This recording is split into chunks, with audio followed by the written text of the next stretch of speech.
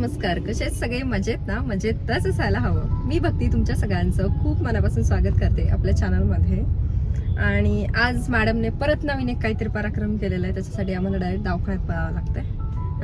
म्हणजे आज नाही केलेलं, कधी केलंय तेच माहिती नाहीये. त्या दिवशी जसा नाकात फुटाणा घातला होता तसा आता तिने कानात घातलेला आहे. म्हणजे फुटाणाच आहे का कानामध्ये मळ जमा झालाय हे काही कळत नाहीये. पण ह्यांना असं वाटतंय की नाही तो फुटाणाच आहे म्हणून. कारण मागे आईकडे गेले होते ना तेव्हा ती म्हणत होती की कान दुखतोय कान दुखतोय कान दुखतोय. तर तेव्हा ती नेमकी असं झोक्यात होती आणि त्याच्यानंतर तिचा कान दुखायला चालू झालेला. तर मला असं वाटलं की काहीतरी मुंगी वगैरे गेली असेल काय. आम्ही बघितलं तेव्हा काय आम्हाला दिसलं नाही. पण आज सकाळी सहज काय खेळत होते का तुम्ही? सकाळी किती वाजता? 6 वाजता उठलो होते मग. हा. आणि त्याच्यानंतर हे बघायला लागले तर कानामध्ये फुटाणा दिसतोय त्यांना. आणि त्यांनी मला उठवलं की आज आपल्याला दवाखान्यात जावं लागतं. म्हणलं असं काय म्हणतंय अचानक? तर ते म्हणतात मनूच्या कानामध्ये फुटाणा असा थोडा जाणवतोय. पण नेमका फुटाणा आहे की काय हे पण नाही सांगता येणार. पण फुटाणा तर वाटतोय तो. कधी पराक्रम केलेला आहे? कधी केला होता पराक्रम? आता का? अच्छा, आता केलाय म्हणते. पण तो आताच नाहीये बेटा, तो खूप जुना असा वाटतोय पराक्रम तुमचा. हो का? हो. काय बाबा काय बोलायला सांगता येत नाही पोरगी. तर आता तिकडे दवाखान्यात चाललोय. बघू काय होतंय काय नाही. नेमकं ते काय ते कळेल. आणि त्याच्यानंतर मग हे ऑफिसला जातील. माऊ हाय कर ना सगळ्यांना. ओके. आज आम्ही अजिबात डिस्टर्ब केलेलं नाहीये. नाहीतर जसं मी ब्लॉगची सुरुवात करते तसंच आम्हाला लगेच काहीतरी होतं. चल.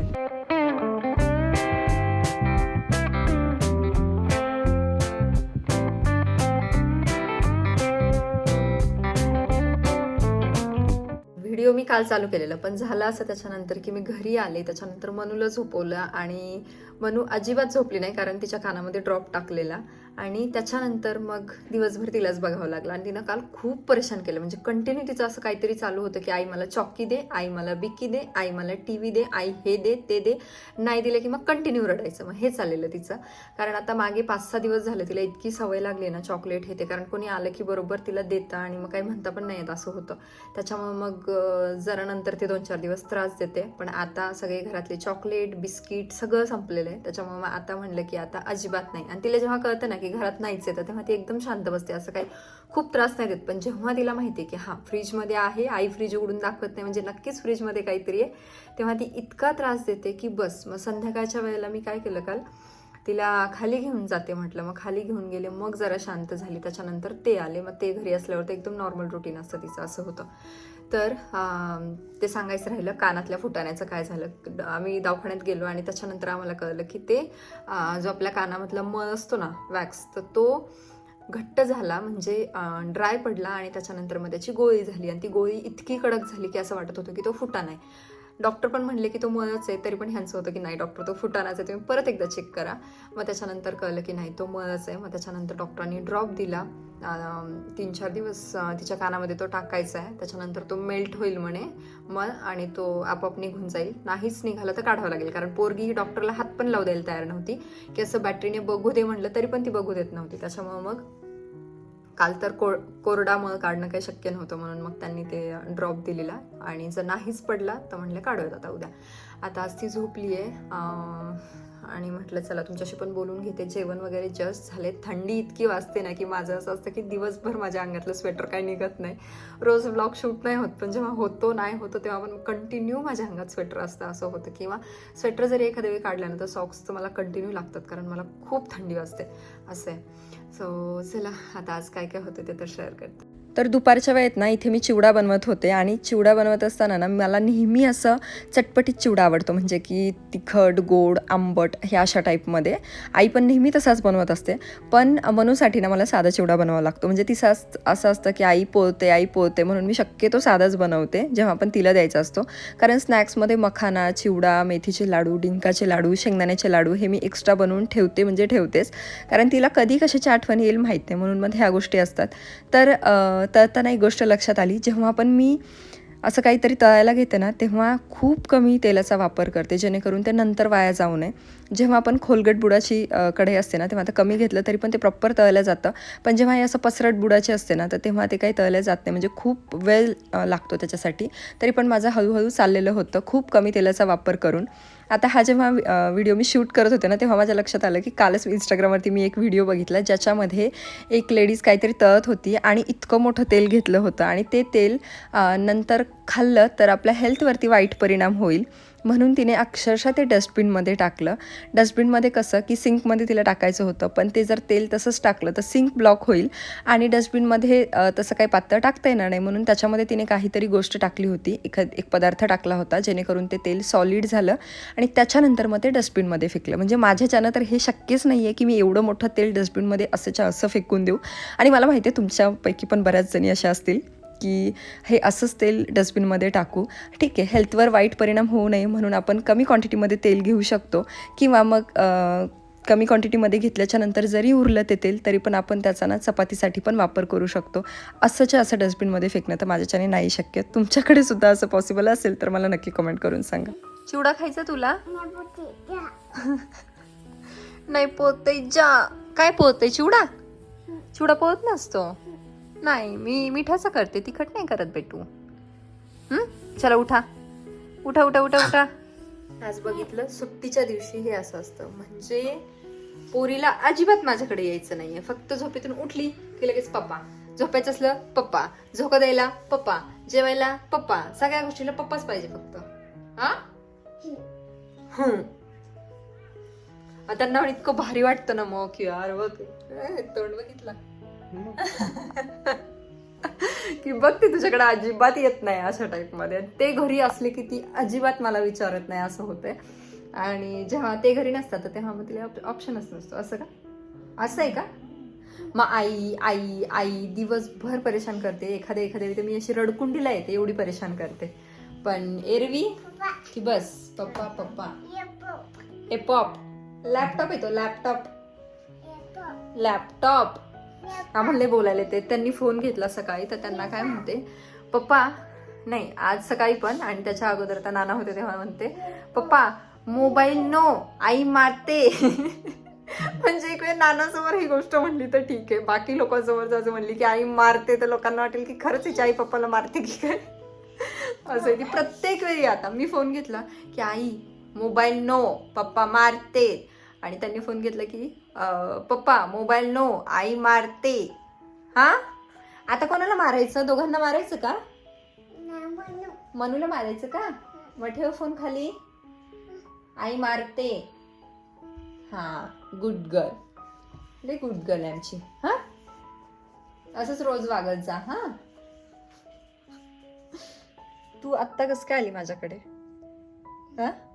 कस काय आली तू? मी तिला हे म्हणलं की मनू चल आपण कपडे बदलू, मस्त बाहेर जाऊ म्हणून कपडे बदलायला दिलेत.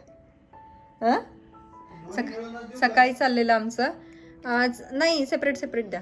सकाळी चाललेलं आमचं की मला ग्रीन कलरचा ड्रेस घालायचा आहे म्हणून तो घातला होता पॅरेट कलरचा. कारण प्रॉपर असा ग्रीन कलरचा आमच्याकडे ड्रेस नाहीये है ना. काय आहे? आणि हा कोणता कलर आहे? पिंक आहे का? अच्छा, मला वाटलं पीच आहे. पिची नो पिंक. सहसा आहे. आत्ता कसं तरी लाडी गोडी लावलं, आपल्याला खाली जायचंय म्हणून मॅडम माझ्याकडे आल्या होत्या, नाहीतर ती माझ्याकडे अजिबातच येणार नाही. पण माझ्यासाठी एक चांगलं असतं की चला 2 दिवस सुट्टी आहे, मलाही सुट्टी, माझे व्लॉगही शूट होतात आणि सगळंच होतं. हा म्हणू जा मग तू पप्पाकडे. आईकडे कसं काय यायचंय?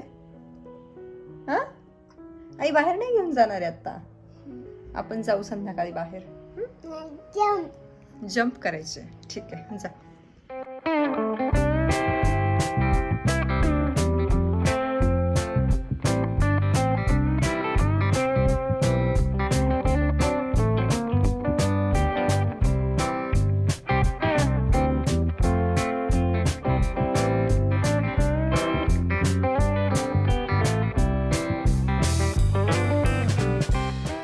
चला आता थोडं निवांत बसले कारण मला तुमच्यासोबत एक गोष्ट शेअर करायची. ते म्हणजे मला बऱ्याच वेळेला कमेंट सेक्शनमध्ये येत असतं की तू विशलिंग थ्रू पैसे कसे कमवतेस किंवा घर बसल्या आम्हाला पैसे कमवायचे तर ते आम्ही कसं कमवू शकतो. म्हणजे आम्हाला व्लॉग्स वगैरे बनवायला काय आवडत नाही, पण आमचं यूट्यूब चॅनल आहे किंवा आम्ही इंस्टाग्रामवर पण रील्स वगैरे अपलोड करतो आणि आम्हाला विशलिंग थ्रू सुद्धा काही इन्कम जनरेट करू बघतोय आम्ही. त्याच्यामुळे मग आम्ही ते कसं करू शकतो तर सगळ्यात पहिली गोष्ट विशलिंक सोबतच अजून असे काही ॲप्स आहेत त्याच्यामध्ये तुम्ही इन्कम जनरेट करू शकता. जसं की HYPD आहे, लेला आहे. त्याच्यामध्ये तुम्हाला जे कम्फर्टेबल वाटते, ज्याच्यामध्ये इन्कम जास्त होते ते तुम्ही करू शकता. आत्तापर्यंत मी HYPD, लेला हे पण ट्राय केलेले, पण मला विशलिंक थोडंसं बरं वाटलं. इन्कमच्या दृष्टिकोनातून नाही, पण बाकी गोष्टी काही मला सोप्या वाटल्या, त्याच्यामुळे मग मी विशलिंकचं करते. आता त्यासाठी कुठल्या गोष्टी गरजेच्या आहेत इथपासून मी सांगते. जेवढी होईल तेवढी माहिती सगळी ह्याच्यामध्ये सांगण्याचा प्रयत्न करेल, पण खूप जर डिटेलमध्ये बघायचं असेल तर विशलिंकमध्येच त्यांचा एक कोर्स असतो जो साधारण 45 मिनिटाचा असतो. तिथे तुम्ही डिटेलमध्ये बघू शकता, तुम्हाला सगळ्या गोष्टी तिथे सुद्धा क्लिअर होतील. पण माझ्या भाषेमध्ये मी सांगायचा प्रयत्न करते आता, जेणेकरून तुम्हाला समजायला पण थोडंसं सोपं जाईल. तर सगळ्यात अगोदर आपल्याला आपलं यूट्यूब किंवा मग इंस्टाग्रामचं अकाउंट पाहिजे, ज्याच्यावरती यूट्यूबवर 500 सबस्क्रायबर्स पाहिजेत.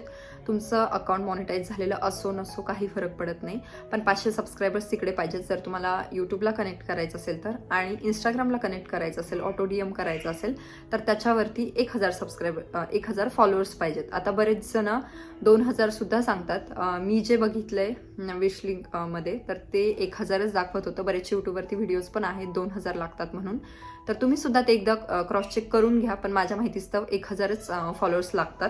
ती प्रोसेस कशी होते ते पण सांगते. सगळ्यात अगोदर आपल्याला म्हणजे त्यांचा एक क्रायटेरिया असतो. तुम्ही जेव्हा विशलिंकचं अकाउंट ओपन करता त्याच्यामध्ये तुमचं यूट्यूब किंवा इन्स्टाचं अकाउंट त्याला लिंक करावं लागतं आणि त्याच्यानंतरच तुम्ही ते करू शकता. मग ते OTP व्हेरिफिकेशन वगैरे ह्या सगळ्या गोष्टी होतात, तर ते करून घ्यायचं. त्याच्यानंतर ना तुम्हाला तिथले जे काही प्रोडक्ट्स आहेत तर तिथनं तुम्हाला परचेस करावे लागतात. तिथनं करा किंवा आपले जे नॉर्मल ॲप्स असतात, फ्लिपकार्ट असेल किंवा मिंत्रा असेल किंवा बाकी दुसरे कुठले ॲप त्याच्यावरती रजिस्टर्ड आहेत तर त्या ॲपमधून तुम्ही शॉपिंग करू शकता. आणि त्याच्यानंतर तुमच्या इंस्टाग्राम पेजवरती जी काही तुम्ही शॉपिंग केली आहे त्याचा व्हिडिओ अपलोड करायचा आणि 7 दिवसाच्या आतमध्ये ते प्रोडक्ट्स रिटर्न करायचे. जेव्हा तुम्ही तो व्हिडिओ अपलोड करता तर त्याच्यानंतर विशलिंकमध्ये जायचं. तिथे एक प्लसचं आयकॉन असतं, त्याच्यावरती क्लिक करायचं. आपला जो रील आहे तर तो रील घ्यायचा आणि तिथून आपल्या जे लिंक आहेत तर त्याच्यामध्ये अटॅच करायच्या. जेव्हा तुम्ही हे सगळं करता ना तर तेव्हा तुमचं ऑटोडियम होत असतं. म्हणजे जेव्हा आपण रीलच्या खाली तुम्हाला कमेंट्स येतात की लिंक किंवा PP हे आपण कस्टमाइज करू शकतो. कुठलीही लिंक असेल, PP असेल, प्राइस असेल किंवा अजून बरेच आपण वर्ड्स टाकू शकतो, ज्याच्यामध्ये जेव्हा पण तुमचे फॉलोअर्स किंवा जे पण तुमचे व्ह्युअर्स आहेत तर ते तुम्हाला कमेंट्स करतील तेव्हा आपण त्या जे अटॅच केलेले लिंक्स आहेत त्या त्यांना ऑटोमॅटिक जातात. म्हणजे आपल्याला काही असं वेगळं करायची गरज भासत नाही.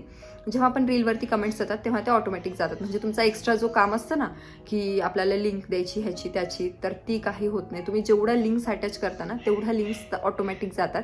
तुम्ही जे कुठले प्रोडक्ट्स दाखवले त्याच्या लिंक्स तुम्ही तिथे अटॅच करायचा. मग तुम्ही 1 करू शकता, 10 करू शकता, 5 करू शकता, कितीही लिंक्स तिथे अटॅच करू शकता.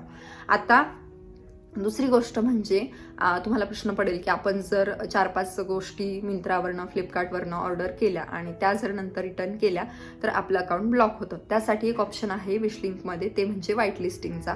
सगळ्यात अगोदर जेव्हा आपण हे सेलिंगचं करायला जातो ना त्याच्या अगोदर व्हाईट लिस्टिंग करून घ्यायचं. म्हणजे जेव्हा आपण ॲप डाउनलोड करतो त्याच्यानंतर व्हाईट लिस्टिंगसुद्धा करून घ्यायचं.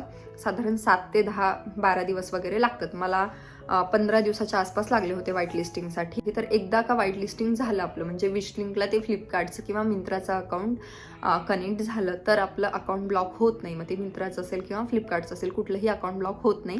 त्यांना ते बरोबर कळतं की हा जो आहे तर तो क्रिएटर आहे, कस्टमर नाही आहे किंवा घेऊन रिटर्न करणं वगैरे हे फसवीचं हे असं काही नाही आहे त्याच्यामुळे. सो आपलं अकाउंट ब्लॉक होत नाही. दुसरी गोष्ट म्हणजे स्वतः सुरुवातीला जेव्हा आपण प्रोडक्ट्स घेतो तर तेव्हा ते आपल्याला आपल्या पैशानेच घ्यावे लागतात. म्हणजे आता मी तरी माझ्या घरासाठी ज्या काही गोष्टी घेतल्या होत्या त्या घेतल्या, त्याच्यानंतर माझ्या स्वतःसाठी ज्या काही गोष्टी घेतल्या होत्या त्या घेतल्या होत्या आणि त्याच इंस्टाग्रामवरती लोकांसोबत शेअर केल्या होत्या. आणि त्याच्यानंतर मग माझा काहीतरी सेल झाला होता. माझा सेल बऱ्यापैकी झाला होता त्या गोष्टींमध्येच. साधारण 10-15 लाखाचा किंवा त्यापेक्षा जास्त सुद्धा सेल झाला असेल. तर तो सेल झाल्याच्या नंतर ना मला सोर्सिंगचा ऑप्शन आला, ज्यामध्ये ना मला त्यांनी 10,000चं सोर्सिंग दिलं होतं. म्हणजे विशलिंक ॲपमध्येच विशलिंक ॲप थ्रूच मला 10,000 रुपये देण्यात आले होते. म्हणजे असं कॅशच्या स्वरूपात किंवा आपल्या बँक अकाउंटमध्ये वगैरे टाकत नाही, पण विशलिंक ॲपमध्येच ते दिसतात आपल्याला. आणि मग त्याच्यानंतर आपण त्याच्यामधनं शॉपिंग करू शकतो, जेणेकरून आपल्याला आपले स्वतःचे पैसे घालायची गरज नाही. तेच पैसे आपण वापरायचे. 10,000 मधले तुम्ही 2,000 एक दिवस वापरा, 5,000 कितीही वापरा. आणि त्याच्यानंतर मग ते ऑटोमॅटिक 7 दिवसानंतर आपल्याला रिटर्न होतं ते प्रोडक्ट्स. आपण जर करायचं विसरलो तरी पण ते ऑटोमॅटिक रिटर्न होतात, म्हणजे तो माणूस येतो घ्यायला आणि प्रोडक्ट्स जातात.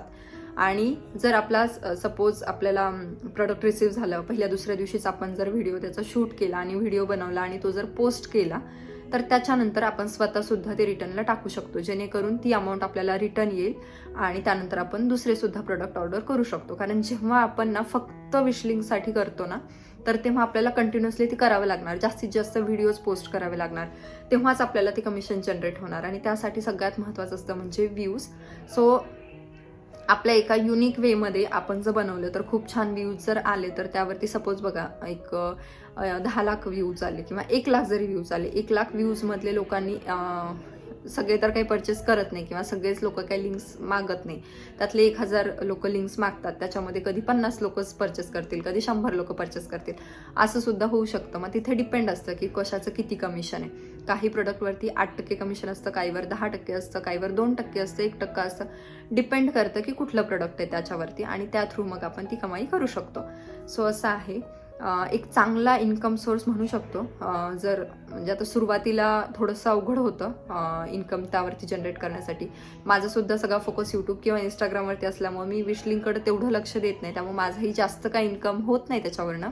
पण ठीक आहे, जो काही होतो तो मी करते सध्या, आणि अजून व्ह्यूज येत गेले तर अजून छान होईल. पण तुम्ही सुद्धा अशा प्रकारे करू शकता. आणि मेन म्हणजे ना, त्याच्यामध्ये तुमचा चेहराच दाखवायला पाहिजे असं अजिबात नाही आहे. बरेच लोक आहेत जे एकदम त्याच्या युनिक वेमध्ये करतात. एक तर मी बघितलं होतं, असा बॉक्स असतो, बॉक्स घालतात डोक्यामध्ये, फक्त डोळ्यांसाठी जागा ओपन असते आणि तेवढ्यावरूनच ते प्रोडक्ट्स अनबॉक्सिंग वगैरे करून करतात. किंवा मग काही जण काय करतात की आपला चेहरा दाखवतच नाही, फक्त कॅमेरासमोर ते प्रोडक्ट दाखवतात आणि मग मागे काहीतरी व्हॉइस ओव्हर करतात. असं त्याच्यामध्ये पण माझा अनुभव असा आहे, जेवढा तुम्ही व्हॉइस ओव्हर करताना तेव्हा जेवढे छान व्ह्यूज येतात ना तेवढे सॉंग्सने येत नाहीत. मला पहिले वाटायचं की ट्रेंडिंग सॉंग आहे तर मस्त मस्त व्ह्यूज येतील, छान छान व्ह्यूज येतील, पण असं होत नाही. प्रत्येकाचा एक आपला युनिक आवाज असतो, बोलण्याची पद्धत एक काहीतरी वेगळी असते, त्याच्यामुळे लोकांना जास्त ते आवडतं, असा माझा तरी अनुभव आहे. सो तशा प्रकारे तुम्ही करू शकता. फक्त सुरुवातीला स्ट्रगल हा आहे की तुमचा एकतर फॉलोअर्स तेवढे पाहिजेत, 1000-2000 काय जे असेल ते, आणि त्याच्यानंतर सोर्सिंगचा ऑप्शन आला तर मग तर तुम्हाला काहीच टेन्शन नाही आहे, स्वतःचे पैसे सुद्धा त्यामध्ये घालायची गरज नाही आहे.